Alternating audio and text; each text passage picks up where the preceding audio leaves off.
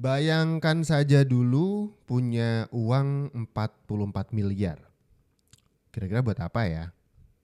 Tapi tahu nggak, ada orang yang punya uang sebanyak itu dan mungkin beberapa ratus juta dari itu dipakai buat nyawer biduan. Ada loh. Adalah seorang kader partai dari Partai Nasdem yang pernah menjabat sebagai Menteri Pertanian. Sudah melakukan tindakan korupsi, kemudian gratifikasi dan juga pemerasan yang total semuanya dia dapat uang sebesar 44,5 miliar rupiah. Ada yang buat nyawer biduan, ada yang buat beli GoFood, ada yang buat beli skincare buat anak dan cucu, ada buat beli kurban, banyak lagi, bahkan buat nyumbang partainya sebesar 840 juta rupiah masuk ke rekening Partai Nasdem. Tapi kabarnya udah dibalikin sih. Kita sebenarnya lagi ngomongin siapa sih? Pasti sudah pada bisa nebak ya. Ya, kita lagi ngomongin soal Yassin Limpo, politisi Nasdem yang sedang terjerat kasus mega korupsi. Yang lucunya, Surya Paloh sampai geleng-geleng kepala, nggak tahu lagi mesti jawab apa ketika ditanya soal SYL ini.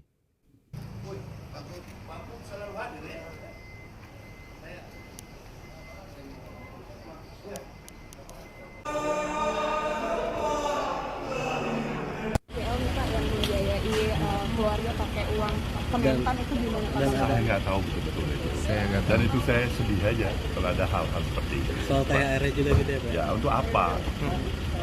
Kita sedang sibuk mengkampanyekan politik tanpa mahar. Ini kan juga bukan hal yang sekedar retorika.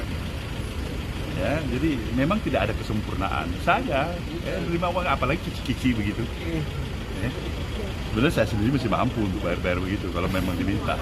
Sayang aja kalau ada. Tapi kan ini kita tidak menjunjung tinggi, selalu saya katakan ajas praduga tidak bersalah. Kita nggak tahu apa dibalik itu dan sebagainya. Mudah-mudahan ini jadi pembelajaran yang Kata Surya Paloh, dia juga gak ngerti mesti merespon bagaimana ya teman-teman semuanya. Di saat partai-partai politik sedang berbenah nih, karena ada banyak sekali tudingan dan juga kritikan biaya politik di Indonesia itu mahal. Jadi Surya Paloh ini kemudian menginisiasi atau mungkin mengusulkan, gimana kalau politik itu kita beri kampanye atau jargon politik tanpa mahar. Wah, gimana ceritanya nih? Kalau di Indonesia pasti sangat susah gitu. Untuk sekelas kabupaten aja udah puluhan miliar gitu kan untuk bisa menang untuk menjadi bupati di kota kecil, mungkin kabupaten kecil di pelosok Indonesia gitu. Ini politik tanpa mahar. Kira-kira menurut kalian bisa terwujud gak sih politik tanpa mahar yang bisa mungkin memperbaiki perpolitikan Indonesia ke depan ya. Tapi untuk recap atau mungkin ringkasan cerita atau drama dari Syahrul Yassin Limpo ini, kita dengarkan rekap kasus yang satu ini. SYL bisa dibilang salah satu kasus yang penuh drama cuy. Kabar soal penetapan SYL jadi tersangka bermula dari penggeledahan yang dilakuin KPK di rumah dinasnya pada 28 September 2023. Dari penggeledahan itu, KPK menyita uang senilai 30 miliar dalam bentuk rupiah dan mata uang asing. Selain itu, KPK juga nyita bukti transaksi keuangan dan pembelian barang berharga. Habis itu, pada 3 Oktober 2023, SYL sempat dinyatain hilang di Eropa usai kunjungan kerja. Keesokan harinya, SYL tiba di Indonesia. Terus, pada 5 Oktober, Doi langsung nyatain ngundurin diri dari jabatan Menteri Pertanian. Tapi yang paling drama baru ketahuan saat persidangan di Pengadilan Tipikor, Senin 29 April lalu cuy. Menurut para saksi, SYL secara terang-terangan minta duit dari para anak buahnya. Menurut jaksa KPK, Taufik Ibnu Groho, pemerasan itu dimulai sejak SYL dilantik jadi Menteri Pertanian pada 23 Oktober 2019. Baru dilantik, udah malakin anak buah. Gimana sih? Preman banget ya. SYL disebut nyuruh bawahannya yaitu staf khusus Menteri Imam Mujahidin Fahmid, Dirjen Perkebunan Kasdi Subagiono, dan ajudan Menteri Muhammad Hatta serta Panji Haryanto buat ngumpulin duit patungan dari para pejabat di Kementan. Total, SYL berhasil ngumpulin duit 44,5 miliar dari hasil meras anak buahnya selama periode 2020 sampai 2023. Gokil. 3 tahun aja. Meras anak buah dapat 40 miliar lebih cuy. Lebih gokil lagi nih, masih menurut para saksi, duit itu dipakai buat kepentingan keluarga secara terang-terangan. Pertama, SYL minta duit 30 juta per bulan buat biaya sang istri. Terus, Doi juga minta duit buat pesan makanan online 3 juta per hari cuy. Ulang tahun dan sunatan cucunya juga minta di reimburse. Gokil gak tuh? Gokil lah. Gimana nggak gokil? Untuk sekedar pengeluaran harian itu sama dengan UMR di daerah tertentu di Indonesia ini. 3 juta rupiah untuk pengeluaran harian dengan cara pemerasan dan juga gratifikasi. Wow. Tapi jangan kaget dulu. Masih panjang nih daftarnya. Oh iya. SYL juga diduga minta anak buahnya buat urunan bayarin tagihan kartu kreditnya sebesar 215 juta per bulan. Wow. Gak cukup itu doang. Doi juga minta anak buahnya urunan buat bayarin cicilan Alphard. Gimana sih? Senilai 43 juta per bulan cuy.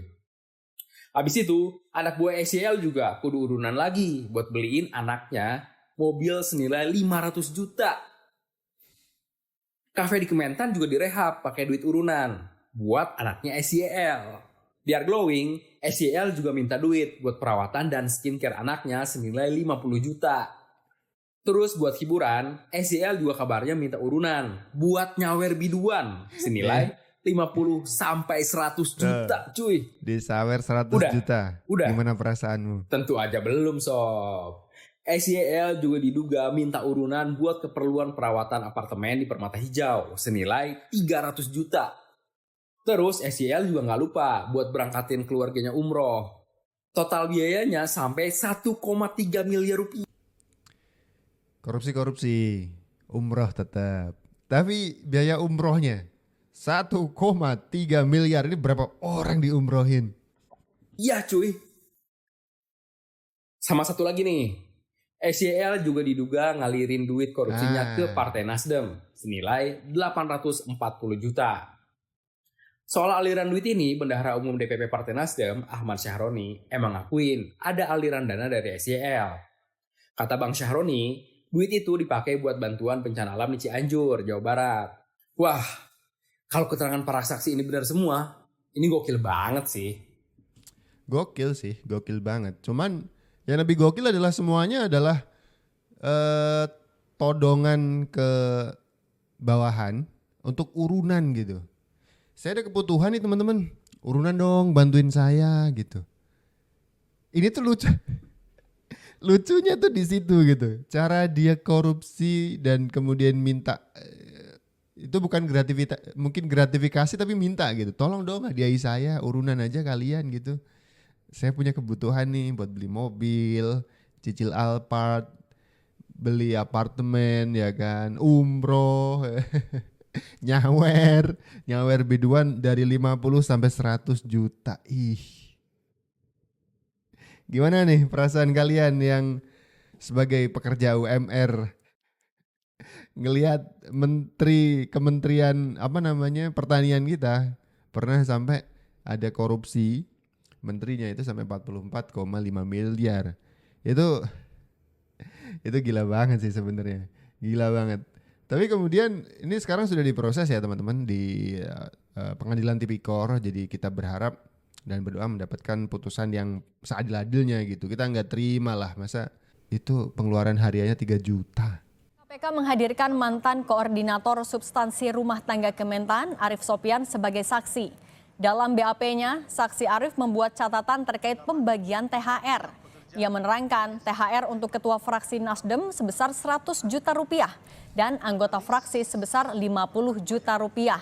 Pada BAP itu disebutkan total uang yang dibagikan untuk 5 pimpinan Komisi 4 DPR RI, ketua fraksi Nasdem serta 3 anggota DPR RI dari fraksi Nasdem sebesar 750 juta rupiah. Wow. BAP yang kembali dibacakan jaksa kemudian dibenarkan oleh saksi Arief Sopyan. Seingat saya, jumlah uang yang diserahkan kepada Muhammad Hatta untuk THR 5 orang ketua pimpinan Komisi 4 DPR RI, ketua fraksi Nasdem, dan 3 anggota DPR RI fraksi Nasdem, total uangnya sebesar 750 juta rupiah.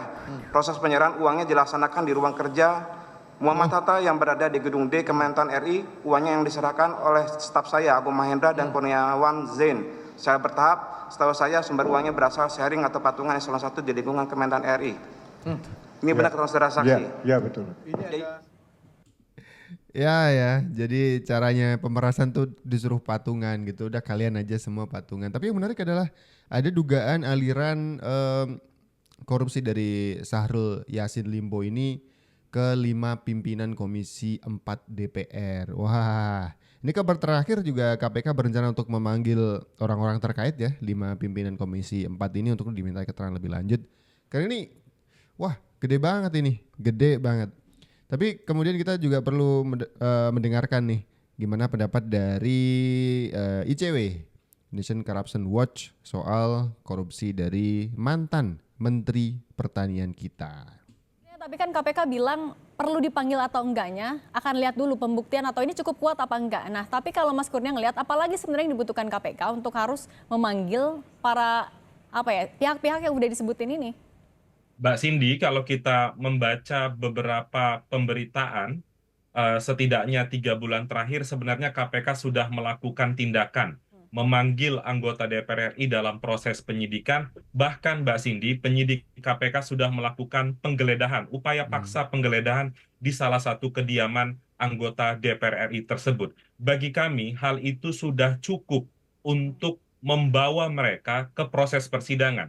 Sekali lagi, apakah membawa mereka ke proses persidangan sudah barang tentu mereka bersalah? Tentu tidak. Akan tetapi ini untuk memperkuat bagaimana keabsahan dari atau validitas dari berita acara pemeriksaan tersebut. Ketika mereka tidak mampu membuktikan bahwa perolehan itu bukan merupakan gratifikasi atau mungkin membantah secara keseluruhan, maka harus simultan. Satu sisi keterangan itu menguatkan kesalahan Syahrul Yassin Limpo sebagai terdakwa, kemudian harus juga dimanfaatkan untuk membuka surat perintah penyidikan baru terkait dengan tindakan gratifikasi. Mbak Cindy, ini adalah salah satu sequel dari proses hukum terhadap Syahrul Yassin Limpo. Sebelumnya juga kita mendengar ada aliran dana ke partai politik, bahkan ada aliran dana diduga puluhan miliar juga ke penegak hukum, yaitu kepada mantan ketua KPK, Pak Firly Bahuri. Jadi sequel-sequel ini harus benar-benar ditindaklanjuti oleh KPK, dan ini juga Mbak Cindy, dalam proses persidangan seorang saksi itu menyampaikan keterangan di bawah sumpah. Maka dari itu, ketika keterangan itu tidak benar, tentu saksi tersebut dapat dijerat. Akan tetapi kalau keterangan itu benar, ini keterangan yang sangat-sangat bermanfaat untuk memproses hukum Syahrul Yassin Limpo dan para penyelenggara negara lainnya yang diduga menerima THR dari Kementerian Pertanian. Ya, dulu pas dapat THR pasti seneng-seneng banget tuh. Total THR untuk 5 pimpinan Komisi 4 DPR adalah 700 juta. Teman-teman semuanya. Kalau misalkan di Lebaran kemarin dapat THR 700 juta, kalian mau buat apa nih? Tapi yang menarik adalah kita mesti dukung KPK untuk mengusut kasus korupsi yang satu ini ya. Karena yang terafiliasi atau terjaring dari kasusnya Syahrul Yassin Limpo itu orang-orang penting semuanya di dunia politik ya. Ada yang masuk ke partai politik, Nasdem ya kan. Sahroni sebagai bendara umum sudah mengkonfirmasi juga menerima 840 juta yang katanya 800-nya udah dibalikin, kurang 40-nya juga sekalian dong dibalikin ya. Kemudian Surya Paloh udah geleng-geleng ya kan. Kemudian ada 5 anggota Komisi DPR, Komisi 4 juga dapat. Kemudian ada mantan Ketua KPK dapat juga. Wah, harus diusut nih, harus diusut. Kita harus bersih-bersih nih. Kita pengen perpolitikan Indonesia itu bersih, dan karena memang kita sama-sama tahu politik Indonesia itu cost-nya tinggi, biayanya tinggi, kita nggak pengen lah orang-orang itu nyari jalan pintas gitu untuk memperkaya diri sendiri gitu ya teman-teman ya. Oke, segitu dulu video kali ini, kita ketemu di video-video selanjutnya. Saya Abdul, salam.